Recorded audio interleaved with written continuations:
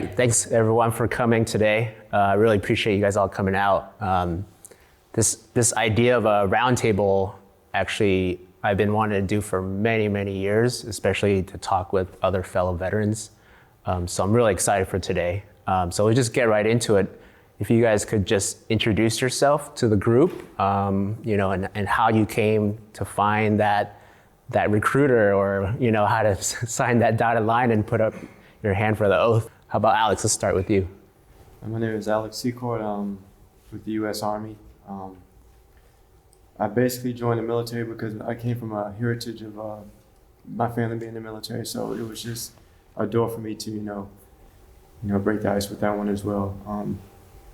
I enjoyed it as well, be serving in the military.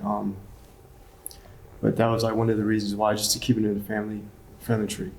Nice. How long did you serve for? It'll be going on 11 years. Oh, nice. Oh, so you're in right now? I'm still technically active duty.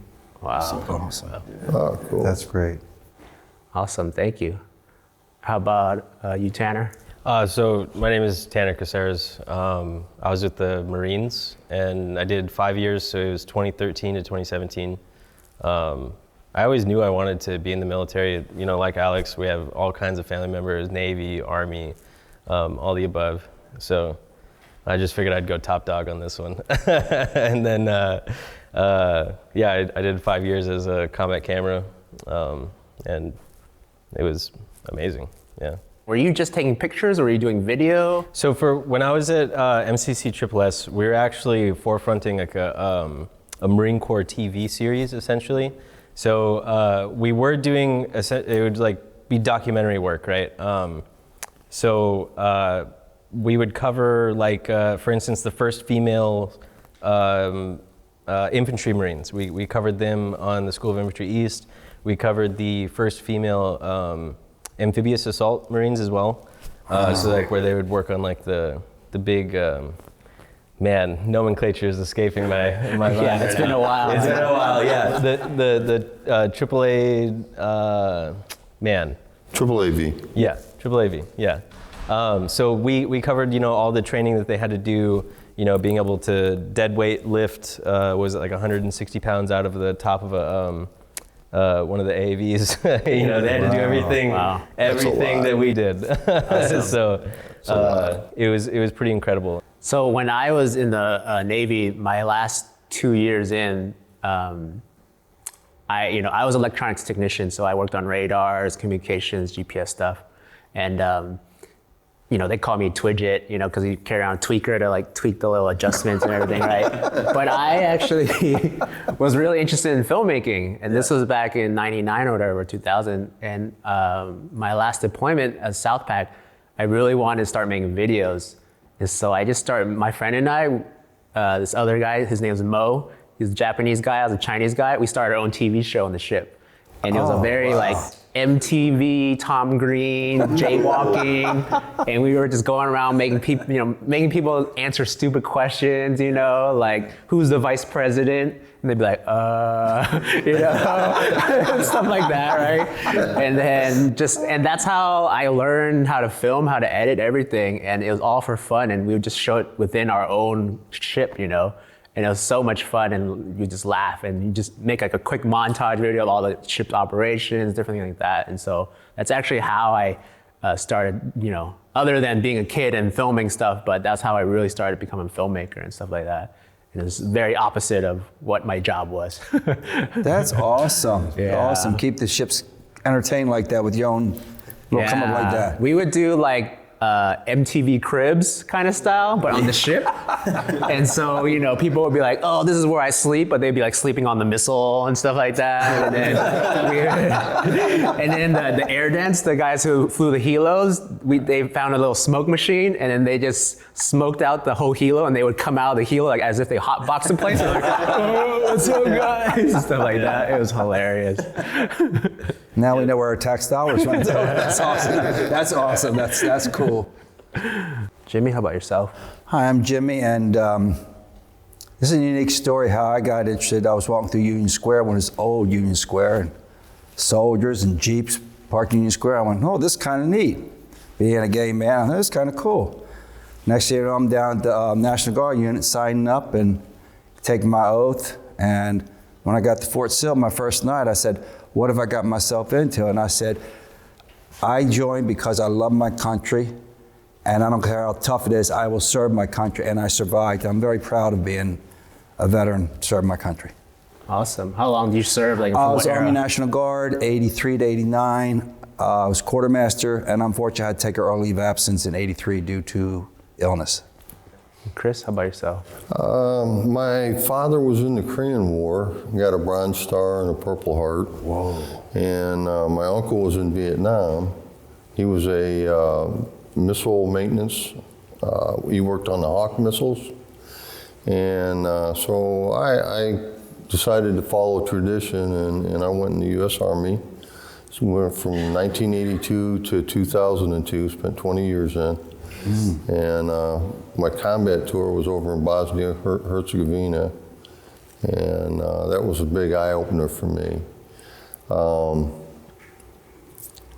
I seen children that were wounded in combat from the mines and all that stuff placed over there.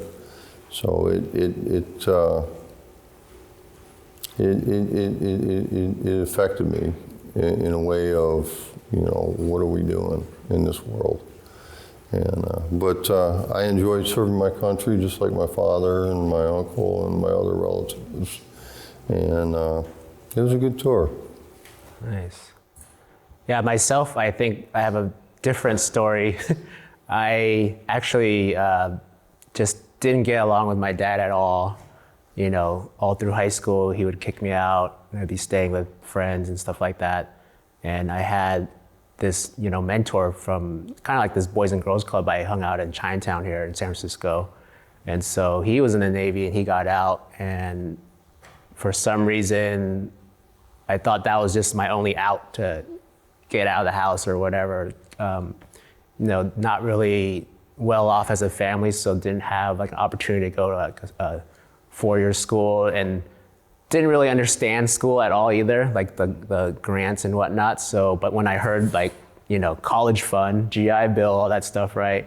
I was like, ooh, that's kind of interesting. And then, but then obviously, I think talking to my friend, he was like, if you want to be safe, don't go Marine or Army. And if you know, want to have a little more adventure, you know, pick Navy and you can see the world and stuff like that. So that I went in, I served from 97 to 03, stationed on the USS Oldendorf as a SCAN destroyer. And we did, in my time, we did 3 tours of Westpac and 1 in Southpac. And so definitely got to see a lot of the world, slept on the ship a lot. And so just much different life than definitely all my friends had, you know. So I wanted to ask, how was like that very first moment, first few days of boot camp? I know for me, I'll admit it, that I was, by the time I got in bed, maybe 72 hours later from getting off the bus, I finally like started crying and like saying, what the hell did I decide to do here? But even getting off the bus and everyone was shouting out these numbers, finally realizing that everyone was telling their social security number, and I was like quickly trying to memorize mine on the bus, and just getting used to that atmosphere of being yelled at a lot and stuff like that. But how was that first few moments of boot camp? Tanner, how about you? I mean, so traveling from San Francisco, this is where I signed up, to San Diego, I didn't even have time to think when I was even on the plane. You know, we went up, you know, stabilized, then right back down, and it was straight into it. Unfortunately, too, the group that I was with, we were already late for the bus for the drill instructors. So we got all kinds of hell right off the bat. So yeah, definitely the first couple moments, a little bit of regret was going through, but honestly, after that first week, you know, it just became the new normal, and it was great. And remind me, when did you join in again? 2013. 2013. So Yeah. it was, okay, and I want to gauge the era, because I was in 97. They still were able to kind of touch you and Oh, yeah. and stuff like that. So I've heard 2013, like, were they able to touch you? Or just yell at you? I mean, I think they weren't necessarily supposed to touch you. Marine Corps drill instructors get a little crazy. But, you know, it was nothing was done maliciously. It was all done for, you know, actual training. Right. So, yeah. Alex, how about yourself? Boot camp for me, it was, I won't say it was too difficult, but, you know, it did have, you know, its hard times. But I went down to Fort Benning for infantry training, and I enjoyed it a lot. I definitely learned a lot about myself as a person as well, going down there. But it was definitely a good time down there in Fort Benning. Nice. Chris, how about yourself? Well, when I went in, it was, they were allowed to really work you over for push-ups and sit-ups and all that stuff and dropping you.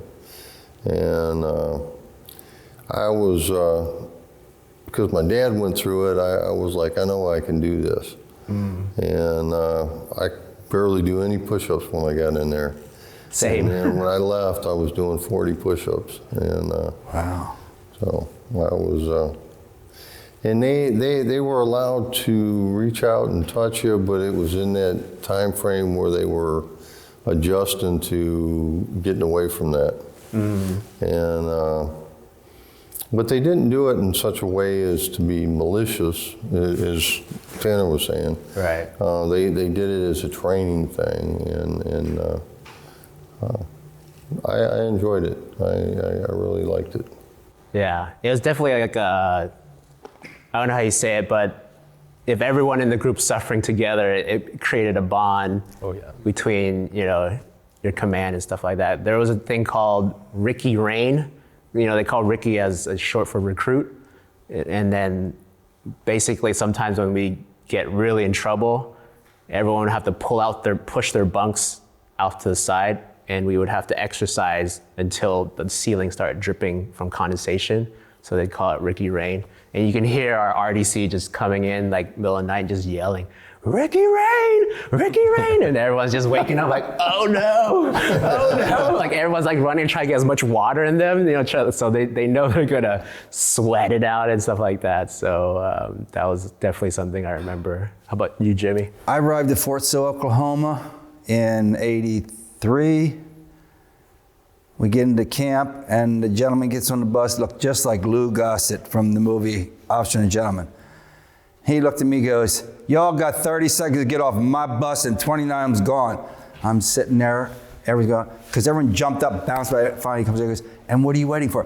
Well, I thought, he goes, oh no, that was my biggest mistake, telling him I thought. But as I said, it was scary. The first night, I'm like, what in the hell have I done? I'm a gay man in the middle of the United States of America. Back then, they could really mess with you. But I said, God, give me my strength, I'll make it. And he did, and it was a very unique experience. I was 32 when I went in. They called me Grandpa. And thanks to the discipline of the old school where your grandparents and all could literally grab you by the shirt and let you know. So the discipline was good there. And it was a real unique experience. Believe it or not, at 32, I learned things how to grow up, to survive, and reach out to your comrades to help each other. And to me, that was the best part of the experience, knowing that I'm serving my country, and when I come home, I'll still be able to serve my country by helping my fellow veterans. What were some either highlights or challenges that you faced during your enlistment? Well, the challenge was the fact I was 32 years old. Most people were as young as 18. And I'm thinking, how am I going to make it? And the first time we had to do one of them drills where you got the knapsack on and like 500 pounds of stuff you really don't need, and you're marching, and someone behind you says, Mac, you're old. How in the heck are you doing this? I see that man up there. You see that size boot he got? He said, if I don't keep up, he's going to kick my tail. Well, he ain't going to do that because I'm going to keep up. And again, it was young people that encouraged me, and yet at the same time, I was able to encourage them, saying that, you know, you guys are young, I'm older, so we need to work together. And to me, that was the whole idea of joining the service, is making good friends, but knowing that you're looking out for your country so we can have our freedoms, be able to go places, do things. And I'll be honest, I wished I hadn't got sick when I did, because when I put my uniform on, I was a proud soldier. But unfortunately, due to my illness, I had to take early leave of absence. But again, it was a unique experience. I would do it over again if I had the chance to. Nice. I think one of the obvious challenge for me was coming from San Francisco as Chinese American and being in this bubble, and then serving in the military and like being exposed, to everything new. On my ship of like 400, I was the only Chinese guy. There was probably only like 12 to 15 Asian people in general. And like even just trying new things, like first time seeing on the mess line like a pigs in a blanket or cordon bleu, all these like random but actual like normal things, like meatloaf. I've never tried meatloaf until I was in the service, because I grew up, it's very traditional Chinese. My parents, immigrated from China and stuff like that. So it was definitely a hard adjustment at first. But I think as I got to the ship, then, you start creating these really core friendships with people, and whether you're in the trenches with, you're figuratively or like, realistic, but like, I think somehow it got past the point of like, whether, you're black or white, you're brown, you're yellow and stuff like that. And, we're all part of the same team and, fighting for our country and stuff like that. And it felt very strong, especially like a few moments where our ship was one of the first ones near the USS Cole when they got bombed. Oh. And then obviously, when 9/11 happened, that was actually coincidentally my 4-year anniversary in the Navy is on that day, 9/11. So it was just like this, everything changed, kind of moment. But at the same time, everyone left and right of you, we're, always got each other's back. So it felt like we could do anything, what I mean? How about you, Alex?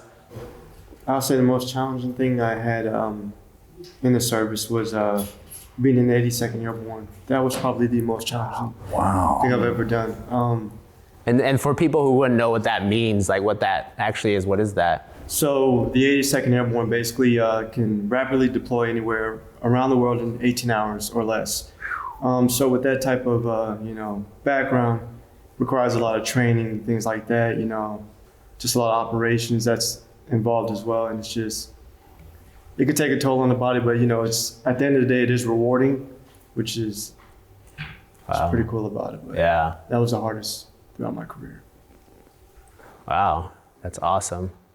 Chris? I was my first duty assignment after AIT, which actually AIT was pretty difficult. It was 16 weeks. Went to school for electronics, and from there you went how to fix a missile system, the TOW and the Dragon, and Bradley's came out later. But from there I went to 101st, and in 101st Airborne, air assault. Yep. And they had similar mission as 82nd, where they had to deploy within 18 hours. Wow. And we had 5th Special Forces that was part of 101st. Our group of them was stationed out there, and it was an eye opener. They had a incident in Africa that jumped up, and they sent one of our teams out into Africa with the infantry, and and they went out on that mission. Dang, that's crazy. It's crazy how there's so much, other than seeing it in the movies, but how much like stuff we don't know what happens, behind the scenes, and obviously we're here, Alex still in, but we're here just living our life, enjoying a cup of coffee and stuff like that when there's like so much crazy stuff going on, you know what I mean? Mm-hmm. It's kind of amazing. Tanner? Yeah, so probably one of the most challenging things that challenged me, and mentally at least, for the Marine Corps was my last unit that I was stationed at. It was MCC SSS, it was Marine Corps Combat Service Support Schools. And we we had a very small combat camera team. So like as videographers, there were maybe like 3 of us, photographers, 2 or 3, you know, et cetera, et cetera. And out of the 3 videographers that we had, we, over the course of like a little over a year and some change, we covered every single school in the Marine Corps, Army, anywhere that the Marines would train, we would travel and do all that. And I think I put in, it was like 14 or 1,500 hours of my own time after work just to get everything done for editing. You know, we're always driving, we're always moving. So like that last year, I didn't really have a life, but you know what, we got it done. Yeah, because I mean, I loved all the field ops. I spent time on the Kearsarge. I don't know how you guys live on those Navy ships, to be honest. It sucks. Yeah. I spent like a month on it, and I was like, yeah, never again. Please get me off this ship. But yeah, I think working with the MCC SSS was the hardest thing that we had to do. Because I mean, you know, everybody, like with a normal job, you get off, you're done. But with us, it's, you know, behind the scenes, it's always the editing, you're just always working. Yeah. But it definitely instilled some really good, I don't know what it would really be called. Discipline, I guess. So yeah. Key word. Yeah. I mean, I think even just some people are like discipline-wise. I think some people are always surprised, like even to me, like when I show up early to things, and not like on time but early. Like even today, like he showed up early, and it was just like, oh yeah, I mean of course, because he's a veteran, you know. Yeah. But for some reason, most people, it's like, you know, being late is okay or on time is okay kind of thing. But for some reason, in our mindset, being on time is not okay. You have to be early for everything, and so you can see that. Jimmy, could I ask, like, if you know, as a gay man, did you have any challenges being in the military? Or I know, like, you know, that whole era of when Don't Ask, Don't Tell was happening or anything? Well, I say when I went in there, it was kind of tough, but I said, I made my choice, nobody else. So I said to myself, if I back out, it would be the biggest embarrassment because my grandfather was in the Navy. My brother, rest his soul, was a Vietnam veteran. And I said, I can't do that. I said, I will do the best I can. And one of the things that kind of helped break the ice, because you're always worried, like, is somebody going to find out? Because back then, they could literally beat your ass, or the commander just walk up to you and say, you're out of here. We don't want your kind. But I dealt with it. And but one experience, we're getting ready to do camouflage. We had some drill sergeants. They were your best friends. And there was times you wanted to run the other way as soon as they looked at you. And this one drill sergeant says, we're going to do camouflage, and I have the perfect person that's going to help us out. And I just said to myself, oh, shit. He said, yoo-hoo, Mr. San Francisco. And I'm like, He goes, did you have something to say? I said, no, sir, I don't want to go with the brig. He goes, I'll let you say it this one time. I said, no, I can't say it. I said, I respect you, but just let you know, just because people come from San Francisco, okay? And then when I went to Fort Lee, Virginia, where I did my schooling, one of the guys, he come over and he literally says, you know, we need to have a talk. I said, did I do something wrong? He said, just be open with me, okay? I said, yes, I am. He goes, cool. He said, that's all I wanted to know. He goes, I thought so. He goes, but I could feel the tension. He goes, I just want to let you know, I've always admired you, respect you. When you put your uniform, you took pride in it, and the fact that being a gay man and still serving, he goes, that's amazing. I said, well, it's sad that people judge you because what you do behind closed doors. They should judge you what you're doing in public, which that's what they did. They judged me when I was in public doing really good. And when I was with my National Guard unit down in San Mateo, I always took pride. The minute I put that uniform on, I took pride, and the commander recognized it. And he always appreciated whenever they needed somebody, even though I was quartermaster, they need me in the carpool to help or in the kitchen, I was always there. And let me just share this one last story. It was fantastic. I was on weekend maneuvers here in San Francisco during Fleet Week. This is how long ago it was. The commander says, I need you in the mess. Okay. We're using the stainless steel trays. He's holding the tray. I'm getting ready to scoop some mashed potatoes. One of the Blue Angels flew under the Golden Gate Bridge. My commander almost had mashed potatoes on his chest, but I didn't do it. But anyhow, that was a unique experience, and unfortunately, I got sick with HIV. I had to take an early leave of absence. And my commander, he says, God, he goes, if there was anything in my powers to change things, he says, I would. He says, excuse me, I get very emotional. He goes, you were one of the best quartermasters this unit ever had. You came up and you respected soldiers. Before, they just grabbed things for granted. He goes, but you taught them respect and dignity. I said, well, that was part of the training I felt that I got from the military. Respect, and respect all your fellow Americans. And that's why I'm proud to be a veteran. Amazing. Thank you. Thank you. You're welcome. I've got another story for you. Yeah, go ahead, Chris. There's, back in '85 when Beirut was bombed, they called the 101st out, and we'd lost an actual infantry unit when the plane went down. Oh my God. But when that alert came out, we were all, jumping around, getting our gear and getting our stuff ready and all that stuff. And everybody looked around and they were like, where's Tex? Tex was one of the soldiers that was with us. He worked Vulcans, fixed Vulcan, the Gatling gun. And everybody's like, where's Tex? Where's Tex? And so they opened up the wall locker and found Tex in the wall locker. And they said, come on. I've heard of out of the closet, but out of the locker, that's a good one. So I asked everyone if you could to bring something to share with the group and kind of share why it either has some significance to you, what's so special about it, and maybe hopefully share a story about it and stuff. How about we start with Alex? Can you share with us what you brought today? So I received this coin on my third deployment to Afghanistan from my commander, Lieutenant Colonel Janal. I got it because basically, playing an important role in the operation we did over there. It was 2019 through 2020. Wow. And Wow.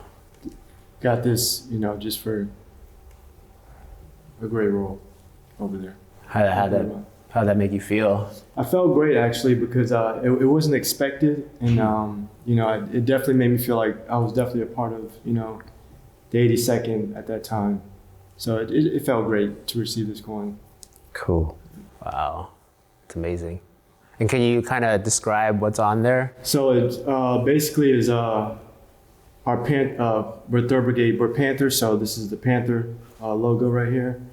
You got the Jump Master Wings, 2505th, we call it 2P, it's the unit, and the operations we've been on throughout the whole, That's neat. That's amazing. Awesome. Thank you. Tanner, how about yourself? Yeah, so I have my camera. Yeah, cool. So the reason why I kind of have this and it just always reminds me of my service is when I first joined for combat camera, they never actually gave me the photo video role. With the military, if they find out that you're already good at something, they don't teach you the rest of it. So they switch your role. So I was actually, I worked in the first year and some change as a print master. So I would take all the other photographers' photos, I'd print them up and laminate them and do all that other stuff. But I used to always critique the hell out of them. So until they sent me into the field with my own camera. I bought a Sony at that time, and I had to prove myself. So I always shoot Sony, still stay shooting Sony, I'm really proud that I had to prove myself and I outdid the other trained Marines. Awesome. Yeah. Nice. Jimmy, how about you? Okay, the one I forgot to bring was one of our late members, Arch Wilson. He served during World War II, and he gave me his Sergeant-at-Arms pin, which was basically the ribbon and the Sergeant-at-Arms, and unfortunately the one part fell off. I got to glue it back on. But in the meantime, something else was special. October 4th, we had a wonderful event here in this building, in this room, where we invited like over 200 visiting people for Fleet Week and got to meet them and did a group picture. And towards the end, one of the commanders came up to me and said, on behalf of the USS Vincent, we'd like to present this to you. And if you'd like to see that, and the Fitzgerald, excuse me, I'm sorry, the Fitzgerald. I heard Vincent earlier, but the USS Fitzgerald, when you get old, it's tough. And for him to give that to me was just such an honor. It's things like this that I will carry this for till the day I go, that it meant a lot. Some people say, it's just a coin. I said, well, to you, it just may be a coin. But to veterans, it's something very special. When someone gives you something like this, it's meant to give to you as honor. And it's just, I get sentimental when people give me things like that. I appreciate it very much, because when you look back at it, years, you look back and say, oh, I remember when this happened that day, and got to meet so many wonderful veterans. Mm-hmm. Chris, how about yourself? I got a lot of coins when I was in, but this one I got from Commissioner William Barnacle, who's a Veterans Affairs Commissioner for San Francisco. Wow. And I was having a hard time with homelessness and trying to survive in San Francisco on $1,200 a month. That was my military retirement. And Swords to Plowshares got me into a place, and then I kind of went up from there and gradually built back up and got my benefits, and because I was suffering from both mental health and physical disabilities. And Commissioner Barnacle, when he gave that to me, it's got his commissioner on it and his name. It says integrity first, service before self, and excellence in all we do. And so that I take that to heart, and that means a lot to me. Mm-hmm. And he's an Air Force veteran, and what I liked most is that veterans coming together, whatever branch they're in, coming together and doing good things for the community and doing things for other veterans, and it means a lot. It means a lot. So that's what this means. I carry it with me everywhere I go. Thanks. Thanks for sharing that. That's great. Wow. Yeah. So I brought a picture. It's actually a picture of my family. And this was from 2001 Fleet Week. And we came to San Francisco. And it was literally the first time they ever came onto my ship. It was my mom, my dad, my brother, his wife, and my grandpa. And it has a lot of significance to me because, you know, they honestly did not know anything about what I was doing or had no clue other than movies and whatnot, right? But, and, you know, having that really bad relationship with my dad, it kind of, it put something new into him that saw me on this ship working with all these people, like being responsible for millions of dollars of equipment, right? And, you know, that was like literally the first time he ever said he was proud of me. Wow. You know, that time he visited. You know, we're not a family that even says like, I love you or what a good job kind of thing, you know? But it was like literally the first time he said that to me. And so it meant a lot. And it's just kind of like this, this moment of, it's kind of weird. It's this moment of like, not necessarily being accepted by my family, but being like almost accepted as like, as if like I was like a true American kind of feeling, because like just growing up, you know, it's like balancing two different cultures, you know? And so, but having them, like a small family of Chinese people walking through a ship and with all these other people and everyone's wondering like, what's going on? Who are these people, you know? But then, you know, all of a sudden they also felt proud to be an American too, be in this country as well, because their son, you know, was serving, you know, for the country and stuff like that. So it was like a really, really great moment, just having them see what I do. And yeah, and it, you know, forever that, just that memory, it's just will be with me forever, so. I'd like to really comment on this photograph. It moved me. I say I'm a very emotional person, but it moved me. I never met this gentleman, but for him to share the story, how finally Dad basically said, I accept you. You're a veteran. You're serving your country. That is very moving because today, especially in the gay community, there's still families that, you're gay, get out of here. I'm thankful my family accepted me. And to me, I can understand, relate that where his father kind of like, get out of here. But when you put that uniform on, it just opened his eyes. And I just thank you for sharing that. It's wonderful. I wish every family could be like that. That's my goal, especially if you're a veteran, your family should accept you, everybody. So thank you for sharing that with me. That really means a lot. For some reason, a tough part of adjusting back to, and it's always weird for me to say civilian life because I always kind of feel like a civilian, but I guess I'm not and I am, but to adjust back to civilian life, it's a little bit tougher because we're so used to this structured life, having food cooked for us sometimes and having the medical bay ready for us and knowing what we're gonna do from literally 8 a.m. to 6 p.m. every day and stuff like that. So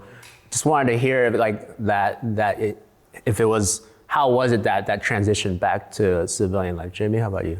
Well, when I first came back home, it was interesting because they still hadn't, passed the Don't Ask, Don't Tell, and I was actually living in the Castro, 407 17th Street, so we used to call it the Swamp. I mean, it was right there, and people would say, how do you avoid it? I said, well, I look at it this way.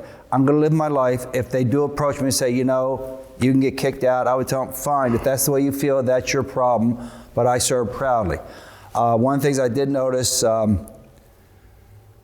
first time I went to Golden Gate Park, helicopter came over, you know what happened? I dove right into the trees. So I said, what's the matter with him? Just got out of basic training. Oh, got it. But it was neat. I was still very gung-ho, and people were like, what's the matter with him? My partner said, well, he just got out of the military. Oh, how did you survive that? I said, just, basically, like nowadays, sometimes you just got to learn to keep your mouth shut and go with the flow. But today, now we can say what we want. And I think one of the things that kind of bothered me a little bit was you go to the store or something and just politely say, by any chance, do you give any kind of discount for veterans? And it was just amazing the number of people were appalled. Why should you get special treatment? Excuse me?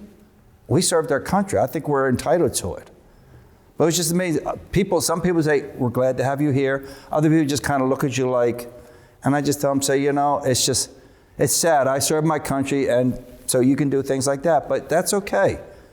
That's okay. There's still many good people that appreciate us veterans. And so once I realized I'm here, this is my home, and people are going to accept me or they're not going to accept me, and I said, you accept me, that's cool. And again, until I got sick and I had to take an early leave of absence, I put my uniform on every month, went down to the San Mateo National Guard unit, proudly served, and came back home and just lived a normal life. As normal as could be. Chris, how about you? Like to share? With 20 years in and retiring, I'm still working on getting acclimated back. Because you get in that military mindset, and you look at, like, I go back to my combat tour, and I have flashbacks of seeing those kids in the situation they were in, and it affected me a lot. And so it's taken a while. I've got PTSD, and I suffer from depression because of my physical injuries and stuff like that. But it was still, would I do it over again? I would, because it's for my country, and Amen to that. Yeah. And just to get into it a little more, like for me, the doctor said I had PTSD, but it was just adjustment disorder, and it was just like, going into a new environment, new setting, and trying to hard to figure out how to do that. But for you, like, was it something you seeked out help for, or was it something? Absolutely. It wasn't until I got to San Francisco, because well, let me go over the story. After I retired from the service, I wound up moving up to Virginia and working as a senior. I got hired on as a senior logistics engineer because of my electronic background. And also I worked on turrets and things of that nature as well. And so when I was up there, I was around a bunch of military people, and the Marine Corps colonel talked to me and stuff like that. Matter of fact, the Marine Corps colonel come out and asked me, he says, "Don't the Bradley have a manual sight on it?" I said, "Yeah." And he says, "How come they didn't put one on the expeditionary fighting vehicle for the Marine Corps?" And I was like, "Because they overlooked it. They messed up." That wasn't my exact words, but but he appreciated that because I was honest with him. And then they went back to the drawing board and took care of that problem, stuff like that. Mm-hmm. But they were trying to give the Marine Corps updated equipment for that. But, I felt like, I did feel that, like, before seeking help and that it wasn't, I don't know, it's a weird thing because, like, I know a lot of my friends suffered a lot of mental health problems, and they were still in and I was out. And just hearing what they were going through, it kind of, I felt really bad for them. But I never thought that whatever I was going through was as serious as what they're going through. So I never thought that I should go get help. You know what I mean? And so I think for some reason, once the doctor gave me a real diagnosis, whatever, like named it, then it kind of became more accepting. And then I was more accepted to find help and get help kind of thing. Right. But before that, I was kind of trying to just avoid it or at least not name it at least or something like that. I don't know if to go on top of that as well, I mean, it's a military thing in general, I feel like, where they kind of teach you to not seek out help. So it's, if you're seen at the medical office, you're weak, right? So yeah, unfortunately, that's the gun club motto, but at the same time, absolutely, you should reach out. Like, it's not going to make you a weaker person. Yeah. I didn't get my treatment until 7 years after I was out. Yeah. And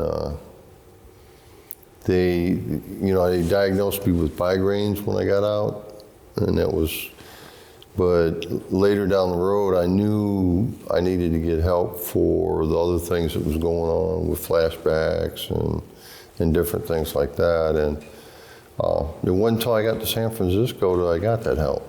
San Francisco's got the best VA, I think, out there. And they took me through, they said I had a personality disorder. And so I had to kind of grasp that because I wasn't used to hearing that. And but I went through the different programs that they've got for mental health, and it's helped me to come back out of a shell and get back into society and stuff like that. And appreciate being around my fellow veterans and not worrying about, well, I got to worry about this is coming back in my mind and stuff. And it's helped me grow and move forward, move on with my life. And helping other veterans get through it, knowing veterans coming out of service, not prepared because they weren't briefed ahead of time. Because when you're in, let's face it, the op tempo is like really strong. We worked 18-hour days when I was in Bosnia, 7 days a week. And so you're programmed into that. And so coming out, it takes a while to decompress. That's what I'm looking for, is decompress and get back into a normal life with your fellow people in the country. Yeah. fellow citizens and stuff. Can I add a comment that I'm glad you got that help, because years ago, my family wanted to send me to a psychiatrist because of homosexuality. And as soon as you mention psychiatrist, oh, no, that's sick. It's absurd. But today that you can get the help, and I'm so glad you were able to receive that help being a veteran. And there's a lot of people out there that need help. And I know we're going to talk about that, is we need to start reaching out to these people. Don't wait for them. Sometimes people were afraid to ask. Don't be afraid to reach out and say, is there anything we can do for you as a fellow veteran? Do you need help? Come on, let's get you in here and get the proper medical help, whatever, regardless. Just to sit down and talk with somebody, if it'll help you, that's what we need to do more of. And I'm so glad that you were able to get that treatment, because you deserve it. As a veteran and as a person, no one should be denied that treatment. I'm so glad you're doing better. Thank you. Thank you. Yeah. You're welcome. It's great to hear. Alex, I know it's a little different for you since you're serving right now, but I still struggle the same things as, any other service member has, probably been through or is going through. It's tough to sleep, things like that, just always ready to go, at a moment's notice of anything, even if we're not, tasked to do anything. It's just always there in the mindset. And I can see it could be difficult, transitioning back into civilian life, because even still being in the service, still, it's still rough too as well there. So I could only imagine transitioning to a full-time civilian. So. Is it as like an active, being active, is it more talked about now as far as taking care of your mental health? Or? Especially from everybody's time in the service, it's definitely changed a lot. But good. I will say, it's brief to you, but you have to, as a soldier, Marine, anybody, you have to kind of, push yourself as well to go get the treatment as well. Yeah. But I will say sometimes those things aren't thrown out to a soldier or whatever, service member, but it's definitely briefed to go get help if you need it. It's just up to the soldier to go get the treatment. Yeah. Yeah. And it helps when other veterans, kind of see that, and they reach out. I don't know if everybody knows, but Congress has mandated through law that we reach out to all veterans and make sure that they get a chance to, if they need benefits, they get their benefits.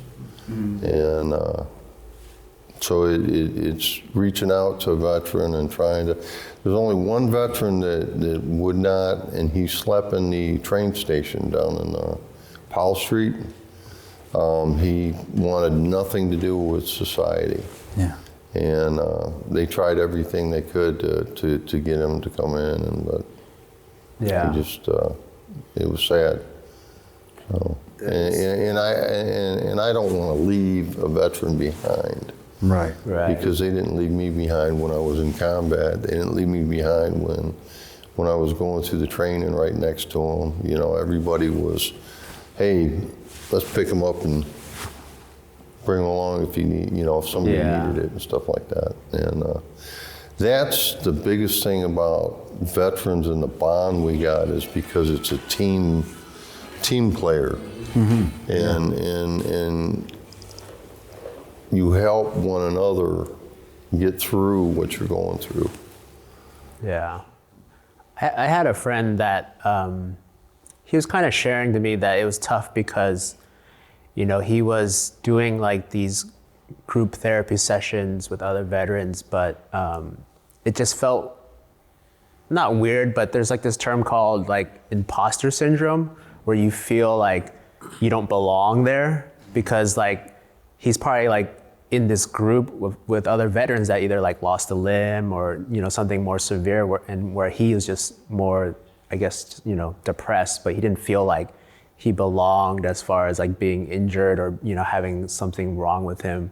And like, so sometimes when other veterans can, talk to each other and invite each other and just share their story, like whether how good, bad, whatever, worse it is that you're going through, that, everyone's going through their own journey, and it's very different. But I think at the same time, we all deserve to get help. And, because, what we've sacrificed, what we've done, for our country and stuff. And it's just, hopefully they can offer the service, but it's obviously for us to, go in there and get the service. But at the same time, we have to try to share that, whether it's how easy it is or whether how accepted it is, or, it's not like something that makes you weak or something that's like, a bothersome for other people, right? Because like you might feel like, oh, I can do it on my own. I don't want to bother my mom or dad to take me or whatever, right? It's like, we want to try to, make sure everyone is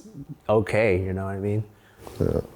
I just got my latest email from the American Legion headquarters, and I love how they remind you, do the calling tree. That's where, if I haven't seen you in a couple weeks, I'm gonna call you and find out what's going on. If you haven't seen him, you're gonna call him, vice versa. Absolutely. Reach out. If you don't see something, don't be afraid. The person says, I'm sorry, I just need to be by myself. That's fine, but let them know that you're caring. Because sometimes I've seen where people they feel, well, nobody calls me, why should I even be alive? Why should I live? Yeah. We all should live. We all should be able to have somebody that we can say, I'm going to call you, we're going to go out and have a cup of coffee. Just talk about what you need to talk about, just to get it off your chest.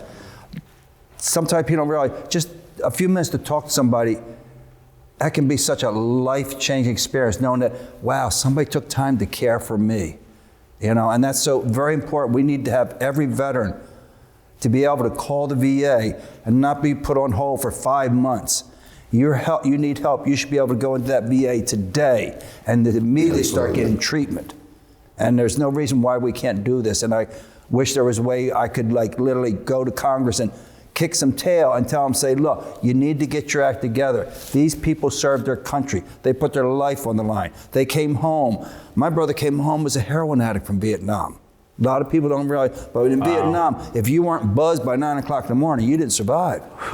And this is sad. These people needed the help, and they should never be denied the help.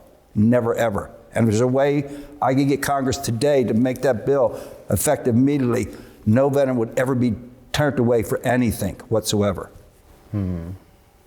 I'll show you that bill because it's in there. What we need to do is let people know that it's in there. Yeah, I didn't know that. And, you just said it today. yeah. See, I'm learning things as we go along, and this is what's so important. These get together and talk is you learn, you share, and that's how you're able to reach out to help other veterans. And I thank you for that. Yeah, absolutely. It's very important. And your passion, I've been watching your passion with when you were speaking to 200 veterans, Navy veterans, Right. and Air Force and Marine Corps. You can see that in your voice, how you're caring. And they seen that.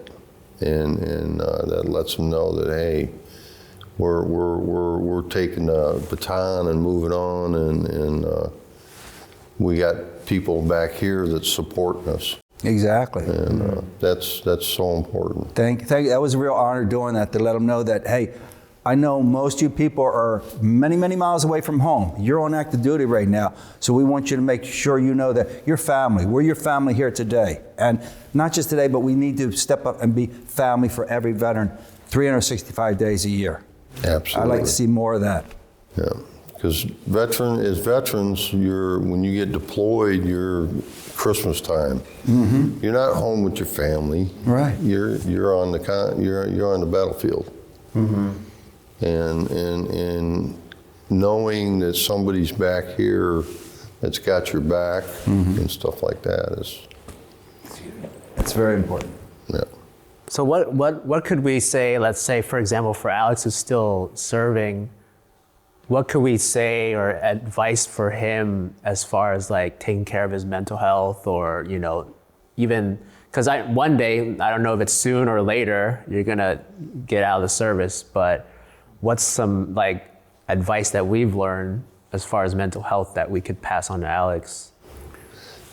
I think you should be able to go in and see if you're having depression or you're having a moment, you should be able to go into the TMC and be seen without having repercussions of, oh, he's got depression now. We got to look at what he's doing. Because it's not like that. Right.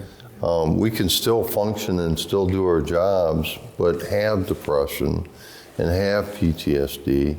We just need maybe some coping skills, you know.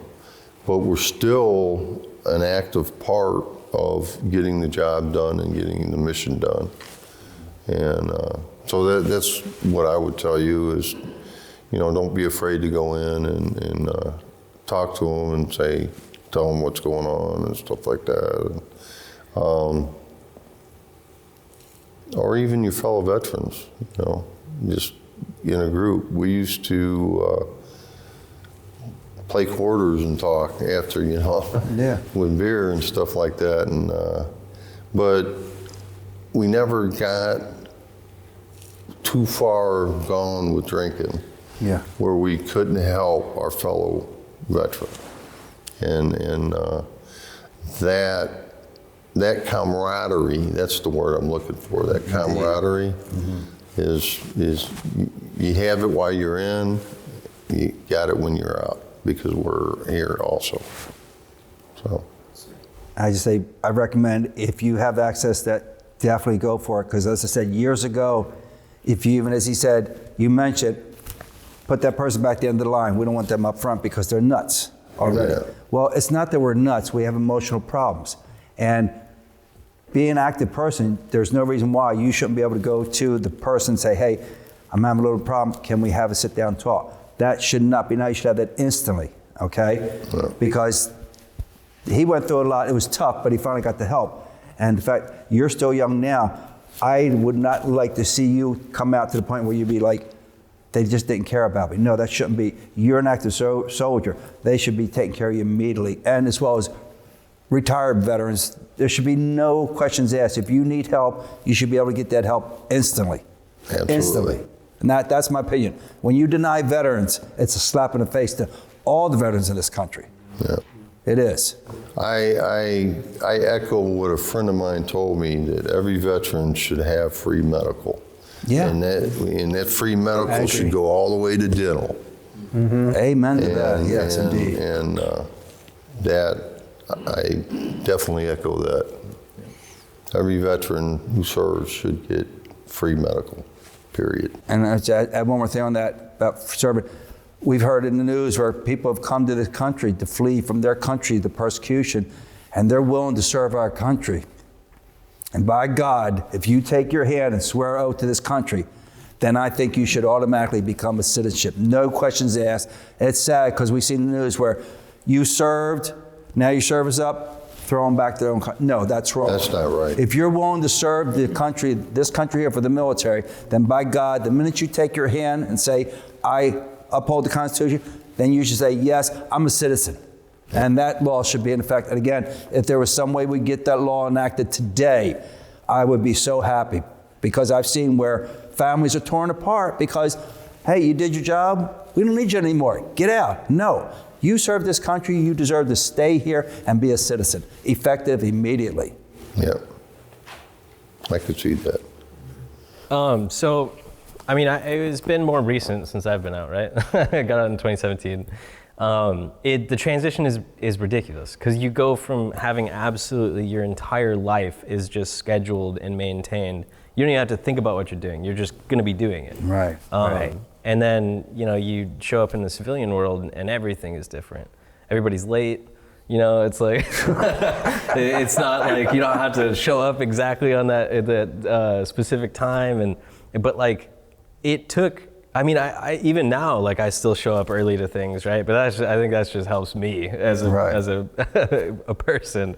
But like, you always still carry like that sense of like urgency, that like, you know, the stress that comes with it.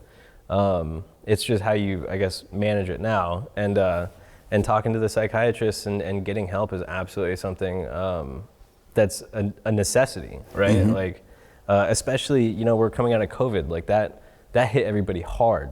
Indeed, I'm still coming back with my social skills, because it's almost like you just don't talk to anybody for 2 years. Mm-hmm. You know, especially being in the civilian side of that, and then going to college. You know, that was definitely really rough, a rough time. And I got help through that, and that it was needed. So funny enough, in the Marine Corps, we used to call this psychiatrist, because psychiatrist to me is like a no-no word, you know. They're always like, no, don't talk about that kind of stuff. But we used to call them wizards. Wizards, because I mean they do magic. So yeah, whenever we'd have like our Marines, and you know, when I picked up Sergeant too, I always tried talking to my Marines to make sure to get them help, because the NCOs that I had prior, they were not like that. Right. You know, they would almost do everything in the opposite to keep you away from the medical or from psychiatrists or anything like that. But it's not a sign of weakness. It's honestly, if it's more a sign of strength on you, because you're being able to actually recognize that something is off and I need help. Exactly. Yeah. Exactly. Great. And lastly, this is the last question, and thank you so much for sharing. I know it's a tough but more accepted topic to talk about, you know, and especially if we're not either experts or whatever, and we just don't know how to talk about mental health. But it's definitely a great conversation to have, especially hearing from, you know, fellow veterans and stuff like that. But lastly, so knowing what you know now, all your experiences, good and bad, would you do it all over again? Yes. Absolutely. In a heartbeat. Yeah, I think so too. Of course. I think I always say there were a lot more negatives than positives, but I definitely came out a much better person. And, you know, and something like that, I would have, you know, something you just can't take away. And like, I couldn't even imagine my life if I never went in and stuff like that. So, and served. So that's why I feel like, you know, of course there's gonna be negatives of every single experience you have, whether it's college, marriage, you know, different chapters in your life, but you know, what you learned from it, who you know, met, and the friendships and all the things all the other positives, you know, because obviously we pay attention to the negatives a lot, and that sticks with us a little more, but definitely would do it again. Anyone else want to comment? I would do it again, because the unique part was I went in as an old man. I was grandpa. I went in literally 32 years old. That's insane. 32 years old, and the drill sergeant said, "Grandpa, what you doing here?" I said, "Oh, I just love the wardrobe, and the combination of fabulous, and the meal is wonderful. I mean, if you just could bring me in a little, ring the bell in the morning." He goes, "Yeah, I'm going to ring your bell." And I said, it was such a unique experience that I thought, I'm not going to be able to make it. But I said to myself, as the old said, you made the bed, you sleep in it. And I said, I will be determined to do this.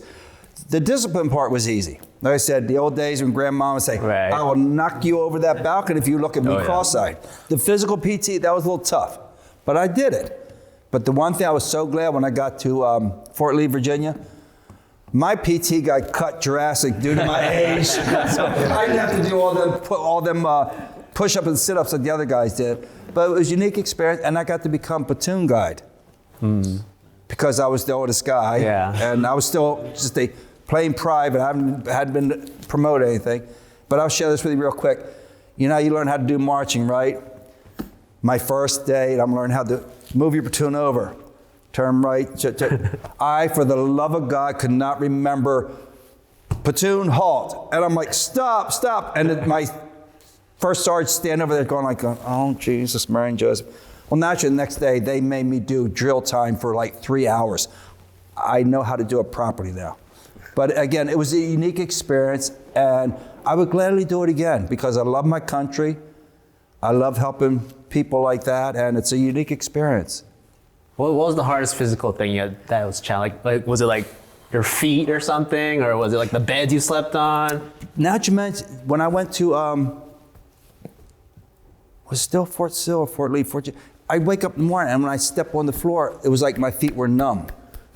And so I went to the doctor, and he said, we're going to see what's wrong. I told him, when I step on it, it's numb. He said, okay. He turned and says, what's that over there? He took a cigarette lighter and lit it under my jaw. I said, ouch, you son of a... He goes, what did you say? I said, ouch, sir. He goes, that's better. He goes, no, you don't have the neuropathy. Put your boot back on and get to class, okay? My first few weeks of boot camp, they gave me the wrong prescription glasses, right? Oh no. And they were called, back in the days, I don't know what they call it BCs. They call birth control glasses because they're so BCGs. Yeah. they're so thick that no one will ever have sex with you. So they're like Coke birth bottles. control. Oh And my those are in God. style now. And they're in style now. The first 2 weeks, it was completely wrong. I kept throwing up and whatever, and they wouldn't fix it. They're like, nope, just deal with it. And so so then they told me it was indestructible, and one day I just broke it. And then I was like, I need new glasses, and then finally they fixed my prescription. Oh, ridiculous. that's amazing. But Chris, would you do it over again? I would definitely do it over again, and if hindsight is with me, there's a few things that I would probably do different. I got knocked out of going through the Special Forces Q course and all that stuff because of a car accident I had. There was an alert, and I come around the curve, and there was two hillbillies parked on my side of the road with their headlights on, and I had to veer right. Oh no. And I hit a Dixie dumpster at 45 miles an hour. Oh my God, a Dixie dumpster. Yeah, two of them. And my whole front end of the car was smashed up. But Ouch. I was going into an alert in the 101st, and that hit. But that affected me. I didn't realize how bad until San Francisco VA got a hold of me. And now they're looking at TBIs and all that stuff. So. But I would definitely do it over again. That's awesome. I, Awesome. Alex, how about you? There's a lot of things I would, wish I could have done as well. Like, there's some schools out there I wanted to do that I wish I could do, but,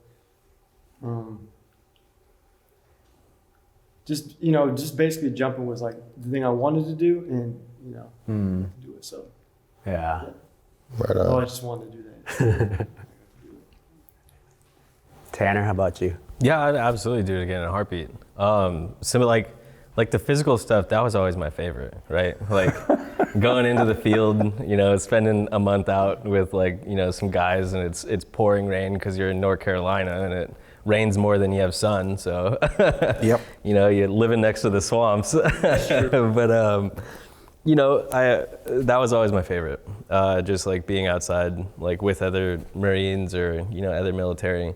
And just always working. Because the civilian lifestyle, that's one of the biggest things that changed. I couldn't go out and keep working, keep doing all this other stuff. Now we're on sets, we're dealing with fake lighting all day.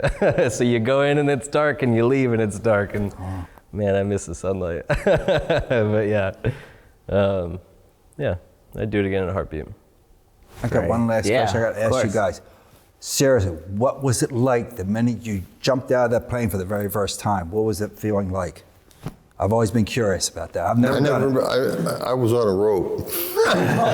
Okay. So I'm pretty sure everybody has a different experience, but for me, I never really had a problem. So my first time when we were getting ready to jump, when they opened the doors, Right. that's like the scariest part because you don't know how the wind's gonna be or how your landing's gonna be. So Right. it's just I've always had a problem. My leg would start shaking, and then as soon as we starting to move, that's when everything just goes out the window. And then once you jump out, it's totally different. Like it's more calm and everything like that. But I would say going up from the ground to there is like the scariest part. Yeah. Wow. Yeah. Awesome. Thank you. Thank you. Thank you. Thank you guys so much for coming today and sharing. Really appreciate it. I think like we all said, we need to just reach out to more veterans, just start a dialogue, just, have that excuse to just say, hey, what's up? And, just have maybe a coffee or something, just see how they're doing and check on each other, from time to time and stuff like that. And lastly, just want to really, really thank One Vet, One Voice for getting you guys all together, giving us this space to film. So really appreciate them as well. So thank you guys. Thank you. Just give you a heads up, looking out for each other. As soon as I leave here, I got to go to the store and get one of my post members some cough syrup. And this is what we were talking about, reaching out. He said, I've always been there taking care of other people, and I forget to take care of myself. Well, his friend says, call Jimmy. He goes, and I said, do me a favor. I said, don't ever say, I hate to bother you. It's no bother. I said, you pick up the phone, you call me, I'm going to go to the store, I'm going to get your cough medicine. As simple as that. And that's what I'd love to see more people do, just the random acts of kindness. And I want to thank everybody here for being here and this production staff for having us. It was a real honor. Thank you so much. Thank you guys. Real honor.